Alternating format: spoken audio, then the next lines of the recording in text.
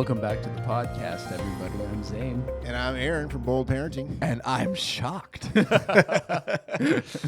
Role reversals. Wow. That's what we're talking about today. So That's Zane, you lead the conversation, and I'll offer useless trite words. There you go. I'm just kidding. I love when you talk. That'll go viral. All right. Today, we're here to talk about our was leading. favorite topic. Dating. Bum, bum, bum. So last episode, if you listened to that one, which you should before this one, so Yes, you understand trauma. where most of Dad's trauma comes from. Amen to that. We talked about trauma, and now we're talking about dating. Now, real quick, Zane, your outline here says part 1 and 2. Is this meant to be a 2-part series? Well, kind of depends on how today goes, but I allowed for it to be a 2-parter if we need to. All right. Well, you heard it here first. We'll see how long today takes. All right, here we go. We'll keep it relatively short so we don't, take up your whole trip to Target and back. How did you know wherever they you're were going listening. to Target? It's a podcast, Costco. Yeah.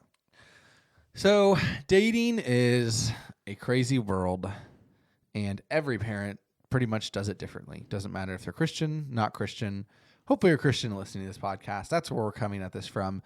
But even in the church, there's a million different ways to date, and for some reason, everybody believes theirs is correct, and it's a very emotional subject. So most people get very defensive or offensive when discussing it. And so take us down the road of dating. I kiss dating goodbye, so that's all I have to say. Oh, and we're already off on a bad foot. So when did dating become popular? Because I feel like today's dating world involves anything from All right. Oh, wow. Okay, you're done. You don't I'm need me to done. write the contact. You could date from the time you're 8 years old to Yep. the time you're 20 years old, and the commitment level is kind of exactly the same in the modern culture. So kind of take us down that road. So I think the best way to start this out, and this may be dating part 1, 2, and 3. This is part 1. I'm just kidding. It's not that long. But the first thing is this is the Christian gray area. This is Christian liberties, right? Because the Bible doesn't say, Silas, you said there's so many different ways that the church is doing it, the world is doing it. It's because, right, there's not a lot of guidance, do we think at least, in how this should look. But I always tell the men that I work with, the families that we counsel, our parenting class, Christian liberties and gray areas are fine in the sense of, yeah, they exist, but there really isn't a gray area for anyone. It's 100% black and white after you do your research. So to figure out what do you and your wife want to do as far as a standard within your home for dating, rather than just, I was telling one of our producers, Gabe, this morning, we were talking about when you start to parent, most people just do exactly what their parents did or the opposite. That's kind of how they go into it, which that's terrible both ways. Unless your parents happen to be perfect, which probably nobody's are. I thought mine were. Except for you. Okay. So there's just this idea of do your research, right? So you're going to be reading some books on dating. You're going to be talking to some older couples and maybe your parents even, talking to each other, you and your wife. What were some things that positively came out of your dating experience? What were some pitfalls you want to watch your kids avoid? So reading, talking to people, getting counsel, right? In the presence of many counselors or safety. Obviously praying.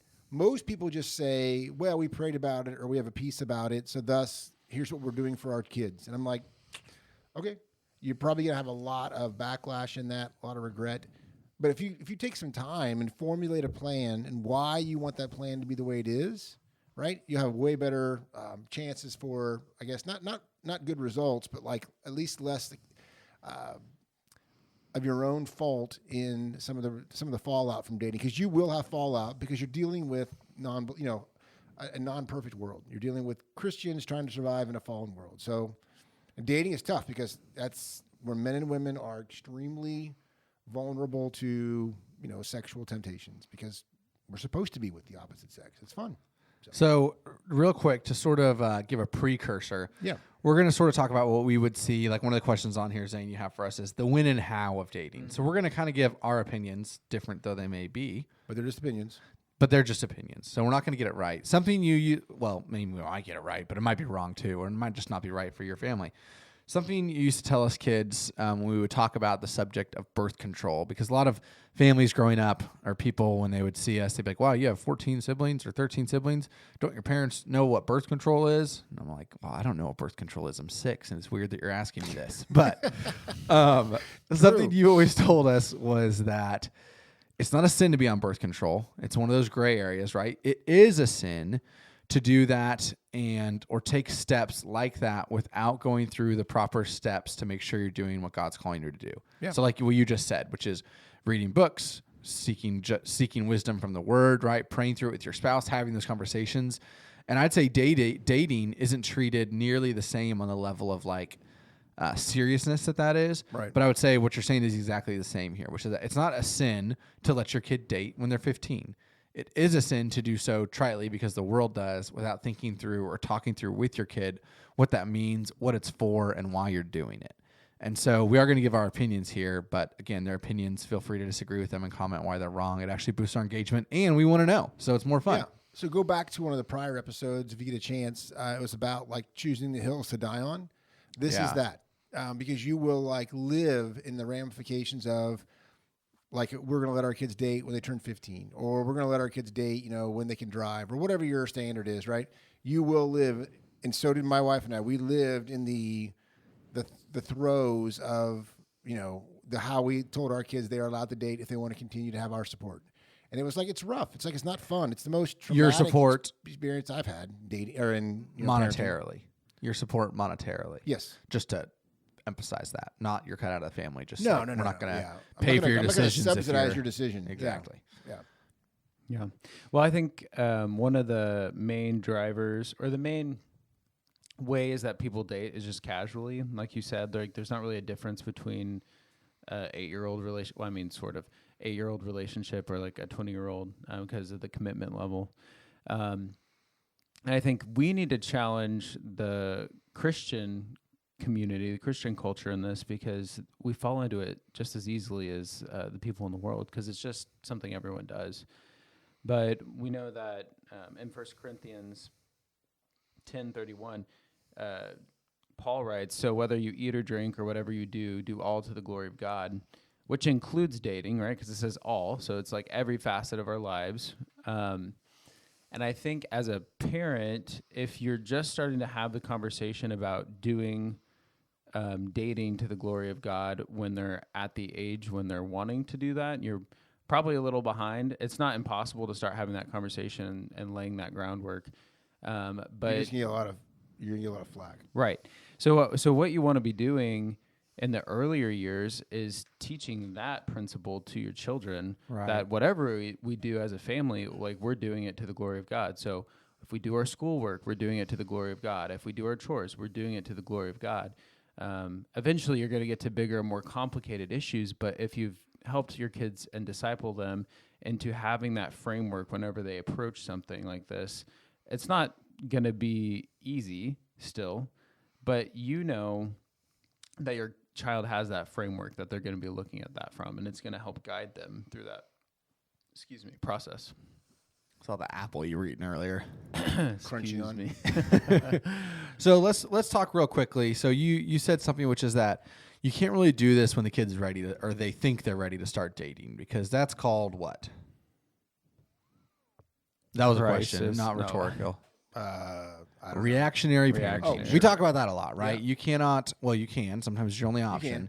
but you should not parent when the situation happens, because As opposed to oftentimes, proactively. yeah, Yep. because you're going to be emotional, the kid's going to be emotional, versus something you were able to talk about, 2, 3, 4 years ahead of time and work them up to this point. That way, no one's surprised. It's not like, oh, I just wanted to date this girl, but now all of a sudden you came up with all these rules because you hate this girl. It's like, whoa. That's how it feels, That right? is not true at all, but that is how it feels. And what else would you expect? So let's discuss real quick. What, Dad, would you say? What is your standard for the big question of dating is when? Right. So what's your standard for when? We've always said Personally, this is all personal. Yeah. Again, It's like we don't care how old you are. Well, obviously we do a little bit, but what we mean by that is you can be, right out of, right after 18, you're ready to leave the house. You get married at 18, or you get married at 25. But when you're ready to provide, that's when you're ready to participate in the idea of emotionally drawing in somebody, right? For the purpose of wanting to marry them. So you're dating them, you're getting to know them, you're hanging out with them as a friend, but you would be allowed in our family, right, to emotionally engage them if you were ready to provide for them. or you were ready to be provided for if you're a girl. So let's say, if Briar, what about Briar right now? If there was a young man that came around who was, able to provide for her, was already, providing in a sense, he already had his, he knows what he's doing. He could take care of her, and he wanted to date her. I would just ask her, do you want to be involved in a, relationship for the purpose of getting to know him, for the purpose of getting married, not just he's a cute guy. Finding out if you're going to get married. Mm-hmm. Yeah. So I think I like that definition. I think a lot of, or that standard, I guess, a lot of culture, a lot of the world is looking for and tells their kids, all right, you can date as soon as you're 16 right, or 17 or 18. Zane, you just had a sister-in-law or 13. Or 13. Or 8. We'll talk about that. Boyfriends at school.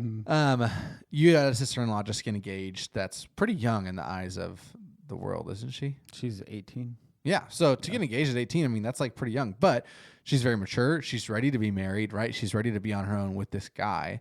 And the guy has shown, like, financially, and I don't know him at all, but like hopefully like emotionally and all those things, that he's ready to provide for her. And it sort of takes a lot, because the goal isn't don't let your kids get married or don't let them date till they're super old. It's like, when are they ready? Because if they're not ready, what's the point? So let's say for your standard here, so theoretically a guy could be ready to marry a girl at 18, right? So when do you... I think he was 19 when he got, engaged. Yeah. So when do you start the conversations with them that this is what, you're going to start being, you're attracted to girls, great. Here's how you deal with that. So with him, it was weird. Because he's been attracted to this one in particular, the girl he married, Emily, sweet kid, but he liked her since he was, I think, 13. I mean, they were at the music house together, like this place everybody gathered on Thursday nights and played music. So we use the term, "Do your circles cross already?" And his circles crossed pretty specifically and pretty limited with her just at music events. We didn't go to the same church. We didn't live in the same town. She was part of a like a school, sort of like for like a high school, like a private school. Yeah. And he was homeschooled. But like at 14, it was like in our discipleship time, because he knew we're not against, I want you to be married, right? So we would talk about, like, what does it take to be prepared? What does it take to be a man? All this stuff ahead. And then he lets me know, it's obvious by watching his life, I like Emily. It's like, well, yeah, no kidding. We see this. Just so you're aware, because those of you who don't know these kids, it was obvious in the sense of he wasn't asking her out. He wasn't, sitting by her, putting his arm around her, not that kind of stuff. He would look, right? And they would smile. Changes when she's around, is super nice to everybody. Yes. Has that weird, goofy look in his eyes. Yeah. It's love.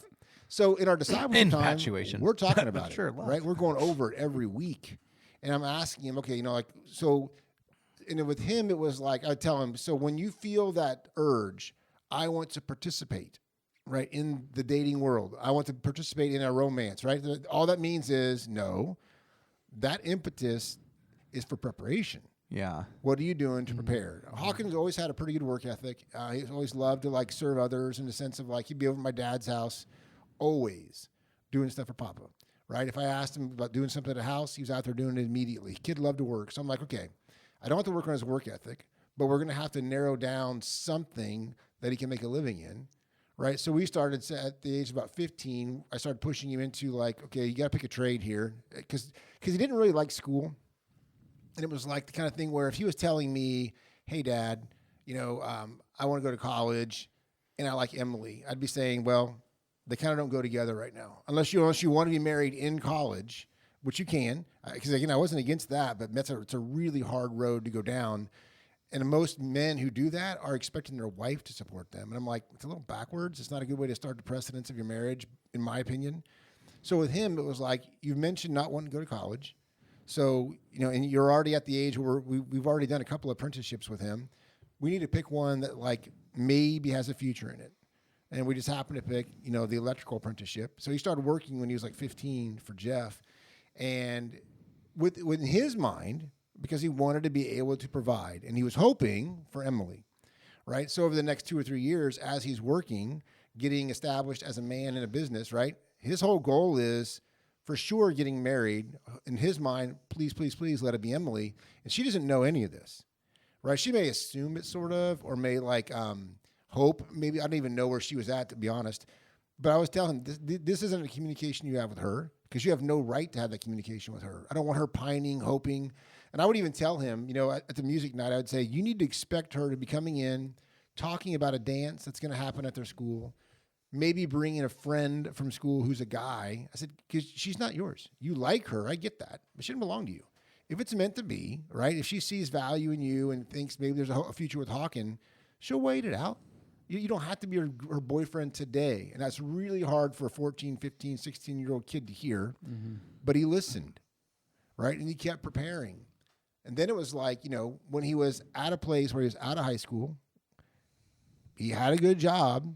He was really young. And I said, yes, you can approach your dad to see if he wants her in a relationship this young with the purpose of seeing, are we compatible for marriage? I said, that's going to be a really heavy, hard conversation. It's going to blindside him because she was, I think, 17 or 18 at the time. And it kind of did blindside them. But they worked through it because they trusted their daughter. They loved their daughter, right? They knew Hawken. And it slowly progressed from there. When I say slowly, I mean like, I think it was a year later they were married or something. Yeah. It wasn't that slowly. But it was like, that was his point. It was like, I've been preparing for this. I've been getting ready for this. So that's super young. So obviously I'm not against marriage. And then there's kids like you, right, who wanted to go to college first. And how old were you when you got married? 22, 23? I think I was 22. Yeah. 21 or 22. Pretty normal for most of our sons so far. They're all married pretty young. And daughters, Sawyer's getting ready to get married now, and she's 21. 20? I don't know how old she is. She's something. Yeah. But again, it's not necessarily age. Is this guy, can he provide for you? Is he emotionally, spiritually stable, right? Is he ready to be a husband? And obviously the answer is kind of always no, because my goodness, are any of us ready? But are the trends, and is it characterized by those kind of things? That's what you're watching for. So what age? Oh, go ahead. I was going to say earlier, you said for guys, the win is kind of dependent on, are they ready to lead? Yeah, and do you want this? And then for women, it's, are you ready to follow? Are you ready to take that step? So maybe we should just flesh those two out a little bit more. Because what I have a lot of guys at Future Men or guys that I know from church or different conversations I've had that are at this stage of life where they're in their early 20s or late teens, they're wanting to date, and there's various opinions in their life on whether or not they should be dating or a particular person. And the first thing I always ask them is, are you ready to lead? Are you ready spiritually and to lead a family practically? Are you able to provide, and are you able to protect? Because I think those are the three things that are very clear in the Bible that a husband's called to do. So if you're able to do that, and you're showing that you're able to do that, and there are ways to do that, like having a stable job, are you still at your parents' house working at McDonald's? Because that probably isn't going to provide much of a life for somebody. Not that it couldn't. If you're the owner of McDonald's. If you're like the owner of McDonald's or a manager or something. But in today's world, it's probably not going to provide much. Yep. Are you able to protect? Are you able to lead spiritually? Like, what's your relationship with Christ like right now? These are all things that I think that guy should be able to answer confidently before he even starts thinking about the who that they're going to want to pursue. And the who's going to come and go. It's going to change a lot as they're growing up, especially if you live in if you're at college or if they're in your church or whatever. So before we sort of before we get into that more, what age, you sort of said this with Hawken, you said he was 13 or 14, but let's start sort of from the beginning. So what age do you start talking with your boys and girls about, the wiener talk? Okay, great. Gabe, don't edit that out. This is great. No, actually, they sort of go hand in hand, talk, right? Yeah. The sex talk and the idea that you want to start dating or pursuing boys or pursuing girls. Sorry, girls, my sons. Yeah, this is again. We always say this, and I love the fact that it keeps in our face all the time. It's just discipleship. This isn't a one and done conversation. This isn't you won't date anybody until you're this old or out of the house, because you'll lose them. They'll do it behind your back. Yeah. This is I'm supposed to be talking about this every all the time with you, right? But especially in our discipleship time. So like all my sons, I remember with Carver when he first started having feelings like, he always had feelings towards girls, but I mean like more like aggressive feelings toward girls. Can I pursue this relationship? And I said, you 100% can, but do you really want to be married in college and having to provide and study, right? And he's like, I can't because my major is way too hard. I'm like, I agree. So something's got to give. And right now, that's just evidence this isn't the time to be in a relationship. Yeah. Because even you can't provide. But the reality is, if you're going to you're here at college to study and learn, you really can't even participate in a dating relationship because you're going to be distracted. You're there to learn. You're there to put all into your possible future. And we tell them, right, like the last semester of their senior year, or even like a little earlier sometimes, yeah, you should be already having that girl in your circle. You guys should be doing certain activities together. Like in the old days, they used to call it like group dating. That sounded so lame in the 80s or 90s or whatever. But it's like, but that idea actually had some wisdom to it. Basically, you're just saying if you have a girl you like by that age, like try to get around her, not in a one-on-one scenario. Right, where she's not to emotionally defraud her, and by that I just mean draw I her into you. I want to date you eventually. Yeah, I would. I Wink, can't wink. wait. Don't make sure you don't like anybody else. It's like let me give you a promise ring. I promise someday I'll do something. It's like, this is retarded. Just be their friend, right? And you know this. You know that like because you weren't like encouraged to date in your family, there were many girls that, especially at college, where the first few times you saw them, you're like, oh man, I wish I could date her. And then 6 months later, 3 months later, like, oh man, I'm so glad I didn't date her. Yeah. Because you get to know somebody and you realize they're not for you. Yeah. And there's a lot of wisdom that comes from just paying attention. Zane is writing someone's All these name names, out. got like 15 names, giant star. But that's awesome. I didn't do that. I would go jump right into a relationship. Hey, I think you're cute, so we're going out. Right? Next thing you know, we're boyfriend and girlfriend until I find somebody cuter or you're a little annoying, and that's why I break up with you. And here's reality. That's practice for divorce. Yes. 100%. That's just practice for divorce. So I tell my kids, under my roof, so to speak, right? I'm not going to subsidize you emotionally defrauding somebody else's daughter or me letting you get used to when it gets tough or if somebody cuter comes along, I'm out. Because I've been married now 36 years. We had our anniversary last week. Which, by the way, I forgot to say happy anniversary. Thank you. Happy anniversary. Thank you. I did a lot of hard work. Wow. Here's reality. Well, she did a lot of hard work. Reality is I completely practiced for divorce for about 15 years probably. And my marriage, I mean, thank the Lord, 36 years, right? But it's hard because of What me. age did you get married? When? Yeah. I was 22. Wait, you dated since you were About. 7? No. Okay, so 5 Yeah, years. I don't really Maybe know what 5 years of divorce practice. Yes, a strong 5 years. And it was just 15 years just this Call him out, why don't you? well, I mean, yeah. My wife calls that the what? The bold exaggeration. Yes, the Boldman exaggeration. But it's true. And I hate it. Right? The boys at Future Men will ask me a lot of times, you know, why was it bad for you? Or my kids will make fun of me. You had 14 girlfriends, Dad. You know, we can't have one. I'm like, yeah, I know, but here's why. So in our weekly discipleship with the boys, as they get older, I tell them very bluntly, this is how it affects my marriage today. Right. This is why, like, it's not just you're doing it my way because I'm the dad, darn it, you know. And it's like, no, be honest. Tell the struggles. Tell the when I'm saying be their friend. Like I'll even tell you guys, yeah, invite her like over to our house on Friday night with these other kids. Like let her be around the family. Let us see what she's like. Listen to your siblings' opinions of her, because that matters a little bit too. I should have done that from the get-go, Droopy. Oh yeah, that was amazing. My very first. Well, I'll just tell a story. Look at my very first, and we actually never even officially dated, but you know, Hope. Oh man, I dropped a name on the podcast. No, you hope that it was a good situation. Well, everybody that knows the you story. wouldn't So do anyway, that. so I bring her over the very first time, and Droopy, for some reason, I don't know if he knew that I liked her or what. Oh, he knew. And he was what, probably 4. Yeah, 4 or 5. We're in a big circle praying before dinner, and there's a lot of friends over. It's not just her. He was like 15. But college he kids. looks at her during prayer, he points at her, and then he pulls his finger across his neck like that. And we were all dying. It We were like, was that's so cute. amazing. Should have listened. Yeah, you she know? was- well, you did listen. But anyway, and my wife wanted me to consequence Droopy for doing that. Oh. I'm like, I can't. I should, but I can't. It's too good. And it wasn't against Hope. I actually liked her. She was a neat kid. But it was just, oh my gosh. But it wasn't like, it wasn't appropriate for you. And you found that out, right? Without emotionally defrauding her. You didn't have to, have this deep relationship to realize, not the one. So, Well, I wasn't perfect. no. All right. What else? So you talk about, so for the guy, it's a lot of be ready to date. So let's go through actually. So one of the ways you did this with us was we went through a lot of books on dating and on relationships.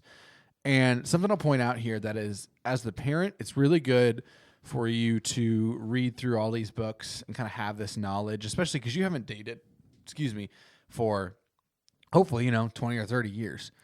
Maybe less than that, actually, if your kid's 18. Yeah. But it's been a while.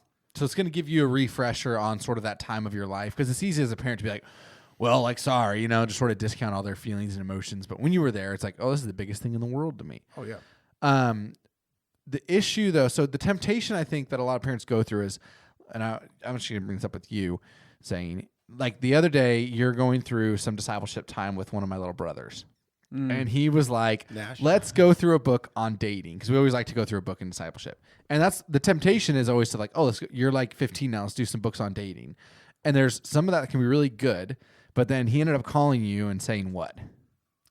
I don't want to out him. You can out him. He's not going to hear. He recognized that there is like a character flaw that he feels like he has that he wants to grow in. And so instead of just focusing on dating, which is, what probably consumes a lot of his thoughts, he's like, you know what, I need to focus on this first. Right. So I think as the parents, good job, Nash. If you're listening, you probably should be studying. Go study. I actually didn't even say his name, but now everybody knows. Great. Whoever you are. Smash. Yeah. So anyway, trash. He, the temptation as parents is when we get to the point where our kids are able to date, we're like, okay, well, let's go through all these books on dating. Let's learn all about dating. Why you shouldn't do it. And And there's parts of that can be great and you should do. And there's parts of that just is just focusing all of your guys' time together and all of your kids' empty thoughts on dating. Yeah. And if they can't do it yet, it's just essentially pining for something that's not there. So how do you evaluate your children and walk them through when they're 15, 16, 17, 18? Hey, like you're getting ready for this in the preparation, right? Let's look at the other areas of your life where that we sort of need to have squared away before we even talk about the financial side of things. Because most 15-year-olds aren't mature-wise ready to date or ready to be married. So Lori does this right now with the girls. So I'll use that as an example. And she'd be great to have on the podcast to talk about this specifically because, and I was the other day, I should say, at our anniversary, we were celebrating our anniversary. So we were setting goals for the year together because we had some time. Wait, you guys set goals for the year? Oh, yeah. Is that a new thing? For each kid. No, we're super, we're very, wise. So we set these goals for the year. He needs to go through the same book Nash has gone through. And this is all Lori's idea, obviously. But we came to, we're talking about Briar a little bit and Ren. And Lori's already she's going through, they're reading a book called No Time to Be Dumb. And it's it's evaluating where they're at in their life as young ladies, right? And realizing that being a wife is next. And you've got to be your mind's got to be in the right place for this. They've read, Lies Girls Believe, all these different books that are they're preparation for a girl to step into womanhood. They're not necessarily, Why I Kissed Dating Goodbye or some book or Not Yet Married, which is actually a great book on dating. But it's you don't just read dating books. You're reading books about being a godly woman or man, right, who can be in a position to be a husband or a wife. And we were talking about specifically, are they in their pursuits, are they pursuing things that are going to make them actually better prepared for this next step in their life? And it's going to sound really sexist, but to me, it means for the girl, it honestly means managing a household, cooking skills, right? Organizational skills. Finances. Yeah, I mean, it really is because it's you're going to be running a home. I don't want you're just really cute. And so you got married pretty easily, but now your life is a train wreck. I want my girls to be a really good catch for somebody. And they feel wow, this, whatever I'm pursuing, I've got a helpmeet here, a real helpmeet. And I would hope that my sons, from watching their mom and through our discipleship, are realizing it's not just the first girl that I'm attracted to, but rather she has these qualifications that are going to make my life more likely to glorify God, like the old, catechism, because that really is true. So it's not about age, it's about preparedness. And the preparedness can be related to age, obviously. But if you've been discipling your kids consistently for a while, that's what you're getting them ready for. But be careful when you're talking home, like teasing about boyfriends and girlfriends, always bringing up, always watching romantic movies, the kind of things which get their minds like, I want to be doing that, right? They're setting their affections on things of the earth and not on things of God, right? Again, that's a biblical mandate that we sort of forget like how to apply it. Well, if you're setting your mind on things that are above, marriage is definitely above, right? God says it's the, we're participating in I think he calls it the joy of life. I can't remember what it says, but there's a verse in one of Paul's epistles where he refers to the marriage between a man and a woman as like that union. It's an amazing thing, but you got to be ready for it, right? And you got to be not looking at it from the Western American. And it's super easy to say this because then it's like all the kids hearing it'll be like, yeah, but that's what we do. This is how it looks. And it's like, well, it's probably wrong. And look at all the people who end up fornicating, who end up defrauding each other. And it's like, is it worth all that drama and damage? I don't think it is. Proverbs 4:23 says, keep your heart with all vigilance, for from it flow the springs of life. Yeah. I think that's kind of what you're talking about there. Because our culture is very much like, throw your heart, give your heart to anybody that comes along. And eventually your heart kind of gets all hard from all the scarring through the years of all these failed relationships. Oh, yeah. And a lot of people say it, it doesn't bother me. Or they'll say things like, well, my kids need to be socially ready. They got to practice. I'm like, that's such a backwards mentality. They're just as good at doing things socially if they just have friends, if you're just discipling them. And yeah, granted, they might not be as articulate or a player, right, in a relationship. They're not quite as slick, but it's like, is that what you want? I mean, I wouldn't want it. I want my kid to be just honest and real, and not just bringing in all these past relationships, because they wouldn't even really consider them relationships. Well, I had 3 girlfriends, in my high school years, and that's what I'm basing my next step of life on. I'm like, well, that's probably practicing for divorce, honestly. And it's like, don't do that. Anyway, there's a verse in Song of Solomon. It's not exactly talking about what I'm going to say. I'm not exactly using it out of context, but it says about not awakening love before its time.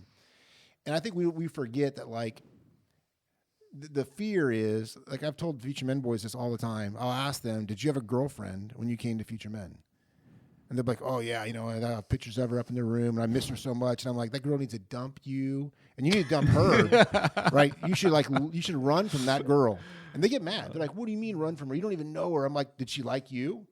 Yeah. And you were disobedient. You were struggling with these things. You were stealing or whatever you were doing that brought you to Future Men, and she liked you. Bad judge of character. Yeah. It's like, that's the woman that you want to make the wife of you and the mother of your children. They're like, well, who said anything about mother of my children? I'm like, well, you if you're did dating technically. her, there's a huge chance you'll fall in love.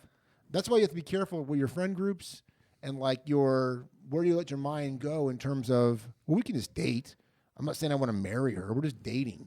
I don't want to marry her. And it's like, well, number one, she may want to marry you. And number two, that's how love starts. You fall in love with someone. It's just like being around them. You get used to each other, and you're thinking, wow, we're really compatible. And it's like, well, you can be compatible with a lot of people. It's like, you just got to really think through what baggage are each of us bringing to this? Are we even ready for this? What are we doing? And again, that's discipleship. And if you're thinking, well, I trust my kids, they can make these decisions. And I'm like, okay, go for it. It'll be because there's different ways of doing it, but every way comes with a cartload of consequences. So I don't know. Trusting a 16-year-old to make great love decisions and life decisions seems kind of crazy. You haven't seen any Disney movies, clearly. True. So you've said several times this idea of practicing for divorce, right? So what's the difference then? So if you have a child who is, 18, they're ready to provide or ready to be provided for, they get into a dating relationship under your guidance, they're following along with what you're asking them to. Everything's going great. They're 4 months in and they come to you and they're like, look, I really like, Nick. He's a good guy, but I just something's not clicking. Like we're just not like, maybe right for each other. Or I just don't see myself wanting. It could be like, or it could be something specific. But let's say it's pretty vague. Yeah. I don't think we're meant to be married. I'm not very interested. I thought I was, and I'm just kind of figuring it out. So what's the difference between that and them being like, okay, I think we need to break it off? And how is that not practicing for divorce? Yep, it is similar. You're not wrong. And for the kid, it'll feel probably exactly the same. The difference as a parent or a steward of their emotions, right, or an overseer of their life for now, right, is strictly they didn't just walk into it willy-nilly. Right, their eyes were open. You had talked about like this is what the parameters were. This is what it's going to look like, so you don't fall into like a physical relationship where it's just the hormones are driving you to keep in it deeper and deeper. So they're realizing faster in some ways. We're just really not that compatible. Like then great, then very kindly you haven't defrauded them. You haven't told them you love them. You're the only one for me. You haven't had sex, right? It's like there's no baggage with that relationship. Maybe a little bit because you're a little bit bought in emotionally just to even say I'll go on a date with you, but it's not very deep. So to me the difference is just intentionality, and it's like on a scale of 1 to 10, I can remember leaving certain relationships where the damage done was like a strong 8. Yeah. Whereas like you with like Hope, let's say maybe the damage was like 3. 3.5. Damage was a lot. Well, maybe, but it's like, but how much of that was because you were doing it in a way that honored what the family was wanting you to do versus. Well, if you remember, that was not a good relationship. I wasn't honoring the family. but you could have saved yourself. A ton. Yeah. The point still is being made, just the opposite that you would wish, which I wish too, but that it was. I think it just changes the way that you leave those relationships. Oh, 100%. Yeah. And like you said, somebody. Oh yeah, and like I'm walking through a breakup right now with a kid, and he's like emotionally, like it hurts and it kind of sucks. But I told him the other day, I'm like, yeah, but like I was like, I know this is tough, and it should be tough in some ways. But dude, in like a year, when the emotions are sort of gone, you're gonna look back and be like grateful because you got to know her and you answered the question you pursued her for, which was like, are we meant to be married? And the answer you came up with, at least right now, is no. Right. And you came up with that answer without damaging either one of you for the rest of your lives or damaging their future relationship with their spouse or yours. And I think that there's just so much, I guess in the difference between that and the practicing for divorce. I was listening to a podcast the other day, and this guy is not a Christian, very liberal, but he's super passionate about the fact that young men are just clueless right now, and just wants to help them and like financially get them in. Like, you guys should be pursuing good jobs, good relationships. And he's like, man, dating. He's like, young men need to be stronger in the pursuit of women. He's like, it's your job to pursue her. And I'm like, yeah. I'm like, oh man, I agree with this guy more than I thought. He's like, it's your job to like chase after her. You should be paying for dinners. You should be getting to know her. You should be doing this. You should be doing this. And man, he's like, and it's an important choice who you marry. He's like, you guys should probably live together first. You guys should do this. I'm like, whoa, wait, rewind, what? And he's like, the way he's doing, I'm like, that is like, I was like, wow, that's like the definition of practicing for divorce. Like, right. Which, and he's super smart. And I'm like, all the research shows cohabitation actually increases your risk of divorce. Yep. That's not like an opinion. Well, because they practiced. But what does that mean? When you live with somebody? Oh, well, I think it just teaches you that, like, I think from a Christian perspective, the living with each other, the marital sex, and that intimacy, right, is reserved for one person for the rest of your life. Lord willing, nothing happens. But I think when you teach yourself that the living with each other, the sex, it's for anybody, and it's part of the decision making, it's like, well, what's reserved? What's special other than the fact that you guys, under the eyes of the law, you're together? Like, there's nothing set apart. And the super dangerous part would be, right, when you live with somebody, there's no doubt about it that you know them better than if you didn't. And the problem is you just realize, especially as an unbeliever, this person doesn't meet my every need. I'm gone, right? Mm. And as a believer, if you've been raised right, hopefully you'd realize no one will. And if I had to live with my wife before we got married, she probably wouldn't have married me. And I probably wouldn't have married her because you realize, oh, this isn't always just fun. This isn't always fill my every like fleshly desire, right? It's like, oh, never mind. It doesn't do what I thought it would do. Mm-hmm. We walk into marriage with this fairy tale idea of like, this person will fulfill everything. It's my soulmate. Oh, this is so wonderful. And it's like, maybe, but most likely not. Most likely it's going to be hard, and they'll be the biggest tool God uses to sanctify you. Amen to that. Because you're living with somebody. Live with anybody for a while. It's hard. It's really hard. So Zane, you just went through a dating relationship not that long ago. Whoa, what? It feels like a long time ago. But I was just thinking about that day. It was like, what? You've been married for 8 months? 7 months this And month? 6 days? Who's counting? So walk us through what that looked like with her dad and you and just the whole dating This is relationship. fun. It was very different from, I think, like a younger relationship because we were both older. I'm 29. She's a little older in her 30s. How old is she? Never It's say not the nice. age of a woman. If Lizzie, if you're listening, I was Lizzie, just so you know, kidding. I just kicked Dad under the table He because did. that was rude.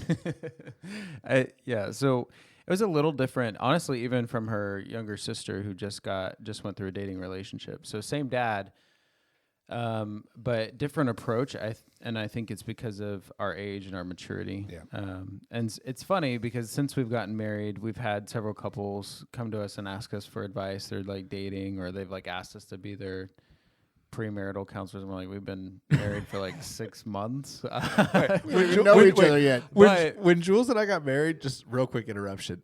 Everybody started coming to us for advice. I'm like, what do you think we got figured out, man? We've been married for 3 months. Like, all I'm realizing is I'm way worse than I thought. Oh, yeah.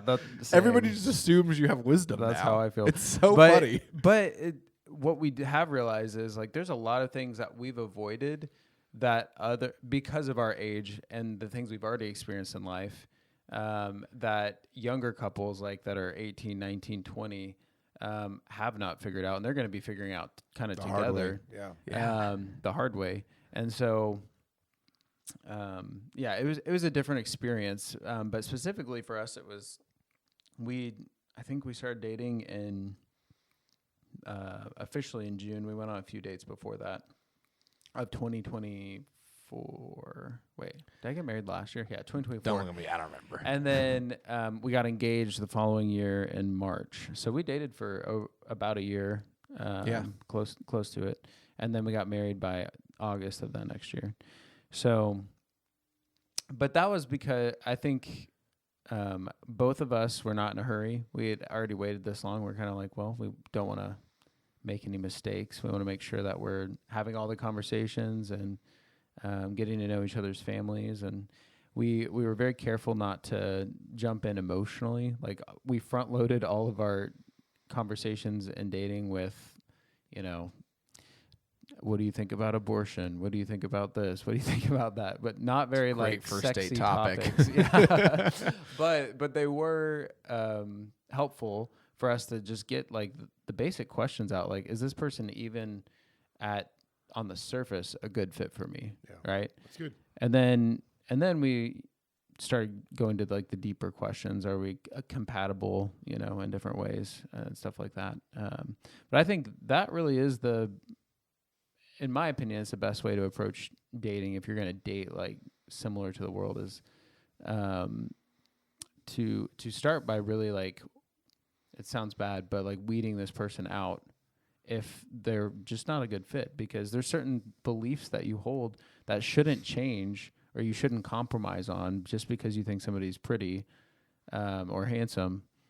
So if they're not on the same page with you, and you should have like the wisdom and the foresight, or at least have people in your life to tell you like that's going to be a big deal later on down the road.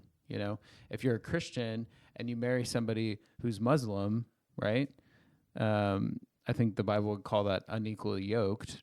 But that's going to have major implications down the road, right? Yeah. So let me throw something on his. So if I were a guy out there listening to this podcast, about 22 years old, or let's say you're younger, 19 years old, I'm in college, and it's like, first of all, why are you listening to this podcast if you're a 19-year-old kid in college? Carson, if you're But thank listening, you, stay Carson. around. Yeah. But he hears Zane say, we were intentional, we're asking all the right questions. He's like, yeah, that's what I'm doing. That's exactly how I want to have my relationship. Keep in mind, like Zane mentioned his age, right? And Zane, you were working for me when you were doing all this dating stuff. We were talking about it, right? And I was like, is your position here enough to support a wife? And it was. Are you ready to support a wife? And he was. He wasn't saying for sure Lizzie was the one, right? But it was like, but I'm in a position where I can do this, as opposed to a kid who's in college, let's say, and you're like Nash, and you're year one, and you're like, you stay in a relationship that's this serious in the sense of like you're being intentional for 4 years, right? It's like the chances of you staying sexually pure are pretty much zip, because it's like you're getting to know them. You're emotionally bonding with this person. If you don't want to have sex with them, then there's probably something wrong with you. And it's like, I'm just being blunt and honest. There's either you're going to have a ton of accountability and you're going to have a lot of frustration over those 4 years, or you could just wait. Right. And it's like, or you get married in college and think, okay, but I'm going to do the sacrifice that it takes to do this rather than just play the game. I remember a guy that worked for me. He dated this girl all through college, and then they broke up the second semester of their senior year. And it was like, you just took away her whole entire college experience. And it's like, what were you doing? Well, it was fun and it felt right at the time, but now I realize that there's a lot better opportunities out there. I'm like, oh my goodness. If that was my daughter, I'd be ticked. And it's like, but they went into it. It was like, well, we'll see what happens. Well, they saw what happened. There was no intentionality. And it was just, man, we're just dating to see how it goes. And gee, what do you know? I fell in love with her because I like her. So you can fall in love with about anybody. I believe that. I don't think it's limited Jules to fell in love soulmate. with me, which that proves that. exactly. Yeah. Jules, if you're listening, we're glad you did. So this episode we've sort of focused a lot on the preparation. How do you know when your kids are ready? And we've mainly established that the maturity side of things, the practical side of things, like cooking, that's what managing a household. And it's not because, you got to have it all figured out. You have to know how to do all this. But I tell you what, if you know the basics as a man or as a woman, whether it's managing your finances, working a good job, even the dumb things like car maintenance, house maintenance, that sort of stuff, it's not a black and white requirement. But what it does is it prevents a lot of fights and emotional turmoil between you and your future spouse. Like Jules, love you. She does not didn't grow up cooking, doesn't cook that much, and isn't that big of a fan of cooking, and Lucky not a you. big deal at all, right? Like I actually enjoy cooking. I do. What? I know. It's weird. Zane does too. So you're the odd man out here. No, I'm actually, not saying it's bad. I'm just like, That was I think I it's love to eat and have my food ready for me. I do it do too sometimes, but it's just one of those things, right? It doesn't make or break a You relationship. made the agreement. But it helps, Yeah. right? And so just making sure they're prepared and then be ready to prepare financially and emotionally as well. And that's sort of where we can sort of wrap that up today because we're getting close. But I think part 2 will focus on, okay, now your kid's in a relationship. How do you disciple through that relationship? How do you know to ask the questions?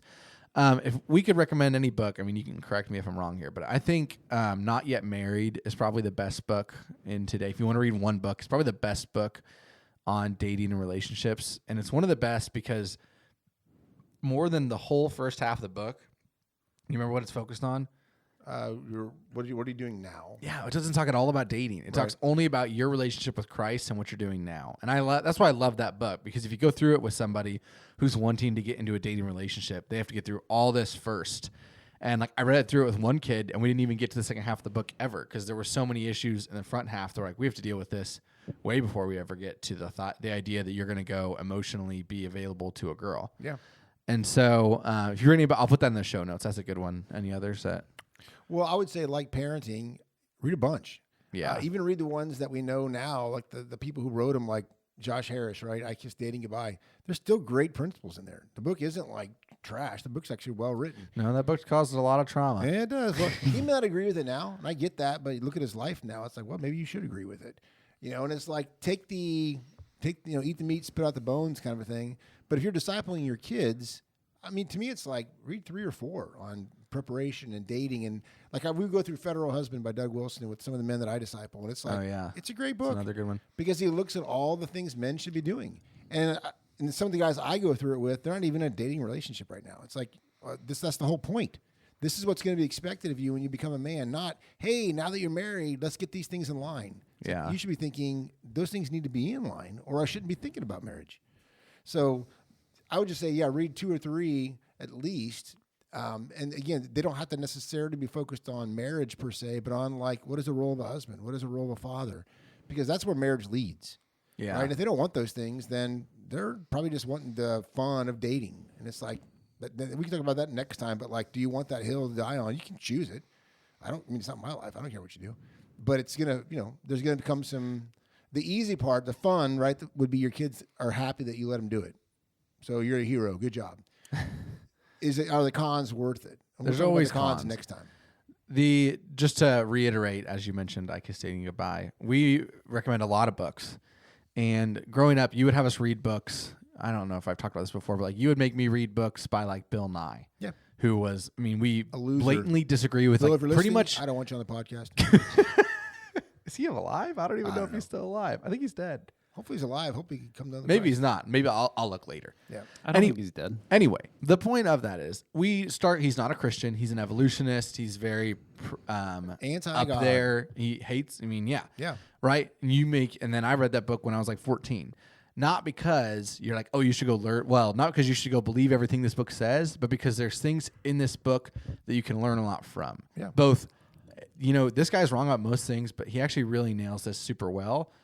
Or I'm learning everything I don't believe in and the more reasons not to believe in it. So you can go read these books and be like, man, I know 10 standards now that I totally disagree with. Well, good, because that establishes the standards that you do agree with. So don't hear this and be like, oh, they like that guy. Like, I think our culture says they messed up once or they said something that was damaging. Let's write them off. And like to demand a standard of perfection from anyone is kind of ridiculous. Like, I'll probably write off everything you said, for sure, everything you said, I'm just kidding. You say a lot of good things. Mine's more for sure than yours.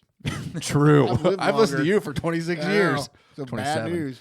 So anyway, all that being said, we'll talk next week about dating, relationships in them, how you disciple kids through that.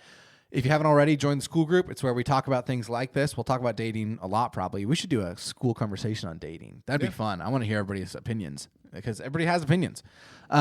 Any questions you have, you can always email them to us at questions@futurefamiliesmedia.com. Go follow us on social media. We are on social media as us. We're Bold Parenting, and then we have a Future Families page as well. And there's more podcasts coming out in the future, so stay tuned for that. Other than that, I think that's about it, unless I'm forgetting anything. Thanks for tuning in. Yeah. All right, we'll see you next week.